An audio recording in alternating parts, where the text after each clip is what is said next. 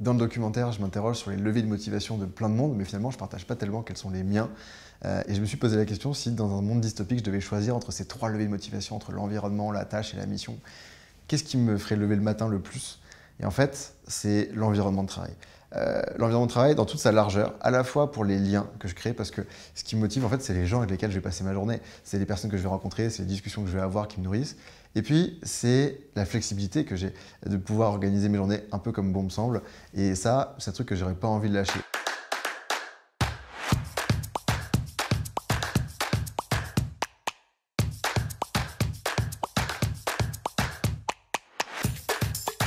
Alors sur le format, les différents documentaires, ils sont nés d'abord d'un point de frustration qui était que j'avais démarré par une Learning Expedition en 2018-2019 dans laquelle j'avais fait le tour des bonnes pratiques sur l'innovation managériale, sur des formats d'organisation, sur la relation entre les entreprises et les indépendants.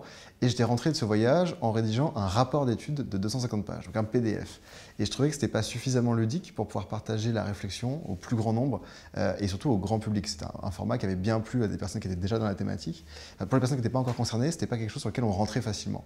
Donc c'était un peu le même moment où je regardais des documentaires et je me disais ah, c'est sympa comme format parce que là j'ai regardé 2 heures un truc sur les hamsters et en fait je me suis passionné de ça alors qu'en fait je m'en fous un peu des hamsters. Donc je trouvais que c'était assez chouette comme format pour faire passer des idées et j'ai rencontré une équipe formidable de production avec laquelle je me suis bien entendu. Donc on a bossé dessus et ça a donné ce format de documentaire. Donc le premier qui est sorti, Work in Progress, et puis on avait envie d'aller plus loin dans la réflexion parce que le premier il se posait la question des différentes façons de travailler en tant que freelance, au sein de collectifs, de communautés, en tant que créateur de contenu, au sein de l'entreprise également, mais on n'était pas allé assez loin sur le salariat à mon avis et sur le fait qu'on pouvait aussi s'éclater au sein de l'entreprise. Et donc ce deuxième tome, il pose 2 questions. La première, c'est pourquoi est-ce qu'on se lève le matin? Bon, c'est un peu le titre, pourquoi est-ce qu'on bosse? Et puis, deuxième, c'est pourquoi est-ce qu'on rejoint une boîte plutôt qu'une autre? Et il va s'intéresser au levier de motivation. Et évidemment qu'en fait, on rejoint une boîte d'abord parce qu'on a besoin d'un salaire, parce qu'on vit dans une société dans laquelle on est dans une forme de dépendance, forcément, donc il faut un salaire à la fin du mois, ne serait-ce que pour payer l'appartement. Donc, évidemment, on rejoint d'abord une boîte pour son salaire. Maintenant, la question, c'est, il y a plein de boîtes qui payent des salaires, pourquoi est-ce qu'on va rejoindre une plutôt qu'une autre? Et là, il y a un vrai sujet. Mais c'est sûr que tous ces enjeux qui sont très basiques, qui sont très traditionnels, dont on parlait déjà il y a des dizaines d'années, de bonne rémunération, être payé à temps et un bon salaire, d'avoir des avantages aussi dans son travail, d'avoir peut-être des congés payés, voilà, ça c'est des choses qui sont basiques et qui fonctionnent toujours, qui sont toujours le premier levier de motivation. Et puis dans le documentaire, on voit aussi l'exemple d'Open Classrooms qui a lancé cette politique de vacances illimitées. Alors, il n'y en a pas énormément en France des boîtes qui proposent ce genre d'avantages. C'est quelque chose qui est beaucoup plus répandu peut-être aux États-Unis. Peut-être parce que tout simplement là-bas, la durée légale des congés, elle est plutôt autour de 10-15 jours. Donc forcément, quand on passe en vacances illimitées, on passe généralement à 3 à 4 semaines, peut-être 5 par an. On arrive à peine à ce qui se fait en France déjà.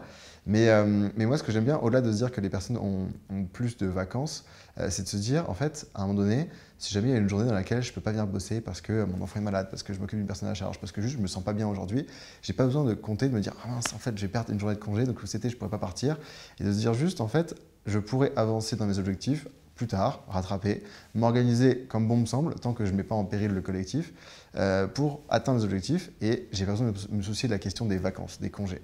Ça, c'est assez chouette. Et c'est à chacun de moduler en fonction des objectifs et de se fixer sa charge de travail par rapport à ce qui est demandé et de s'organiser en asynchrone, si possible, comme on peut. Et forcément, quand on parle de levier de motivation, moi j'avais envie de montrer quelque chose de positif, pas quelque chose de négatif. Donc le parti pris, il est résolument positif. Aussi parce que dès le départ, mon credo, ça a été de dire on va aller chercher les meilleures pratiques qui existent sur le futur du travail. Pas critiquer les pires, je trouve qu'il y a plus de valeur à mettre en lumière ce qui fonctionne bien plutôt qu'à critiquer ce qui ne fonctionne pas et du coup à tirer sur l'ambulance en fait. Ça m'intéresse un peu moins. Je préfère plutôt mettre en avant et faire rayonner ceux qui innovent, qui tentent des choses et qui fonctionnent bien. Et ça va un peu avec ma définition du futur du travail où j'aime bien dire que ce n'est pas tellement le travail en 2025, en 2030, en 2050, mais c'est plutôt de se dire que c'est des bonnes pratiques, que c'est des formats d'innovation managériale, que c'est des formes d'organisation qui existent déjà, mais qui sont le fait pour l'instant seulement d'une minorité de personnes. Et tout l'enjeu, c'est de se dire, est-ce qu'on est capable de les développer suffisamment largement pour que demain, ce soit adopté par la plupart des personnes? Et donc forcément, on va chercher les choses qui sont déjà positives, on les met en avant, et c'était l'idée de ce deuxième documentaire, Why Do We Even Work, dans lequel il y a un parti pris qui est positif dès le départ.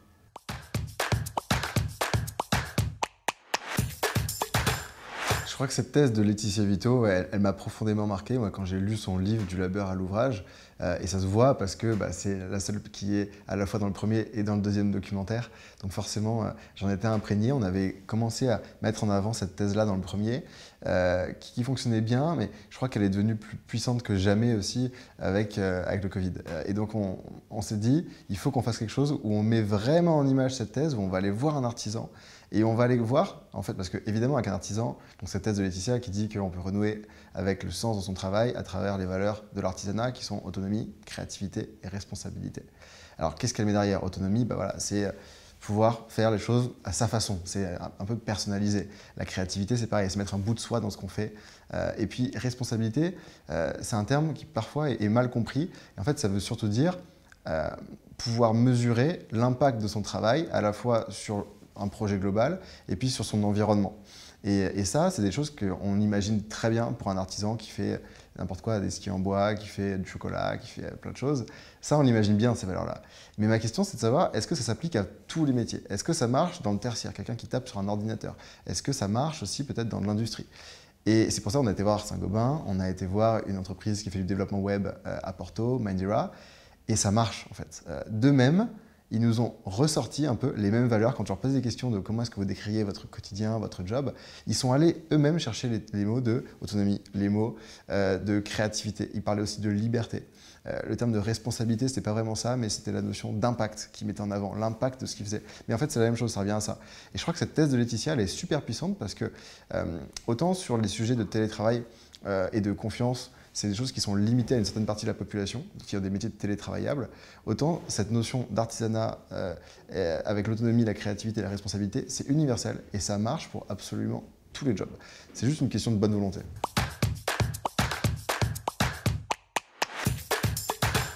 Alors, dans le documentaire, on creuse les motivations et on a regroupé au-delà de l'argent 3 grandes familles de motivation. La première qui est l'environnement de travail, dans laquelle on met la notion de flexibilité, les liens sociaux qu'on crée au travail, voilà, tous les avantages qu'on va pouvoir avoir dans son job. Tout ce qui n'est pas du travail, mais qui en fait constitue quand même le travail. Le deuxième point, c'est la tâche en elle-même, c'est qu'est-ce qu'on fait. C'est la thèse de Laetitia Vito dont on a parlé. Et donc, qu'est-ce qu'on fait et comment est-ce qu'on le fait? Est-ce que je suis autonome, créatif et responsable? Et puis le troisième point, et effectivement, en fait, on l'a beaucoup vu et beaucoup entendu avec le Covid, cette question de sens qui se résume souvent à la notion d'utilité, en fait. De se dire, si je fais quelque chose de mes journées, je veux que ce soit utile. À quoi est-ce que je contribue? Est-ce que je contribue à un projet plus grand? Donc c'est l'envie de pouvoir s'engager, l'envie d'avoir une mission qui dépasse simplement sa propre tâche.